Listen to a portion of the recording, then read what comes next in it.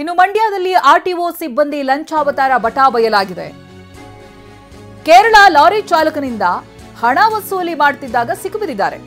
ಪಾಂಡವಪುರ ರಸ್ತೆಯಲ್ಲಿ ನಡೆದಿರುವಂತಹ ಘಟನೆ ಇದು.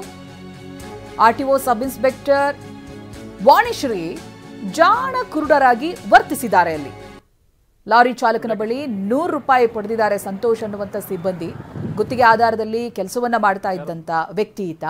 ಆರ್ಟಿಒ ಅಧಿಕಾರಿಗಳ ಕಳ್ಳಾಟ ಮೊಬೈಲ್ ಕ್ಯಾಮೆರಾದಲ್ಲಿ ಸೆರೆಯಾಗಿದೆ.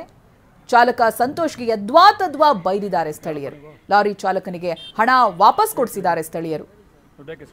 ಲಂಚ ಪಡೆದಿರುವಂತಹ ವಿಡಿಯೋ ಸಿಕ್ಕಾಪಟ್ಟೆ ವೈರಲ್ ಆಗ್ತಾ ಇದೆ, ನೀವು ಗಮನಿಸಬಹುದು.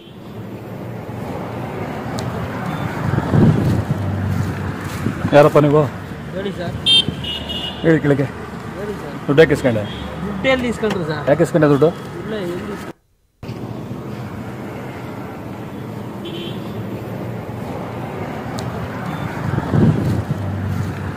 ಯಾರಪ್ಪ ನೀವು? ಹೇಳಿ ಸರ್. ಹೇಳಿ ಕೆಳಗೆ.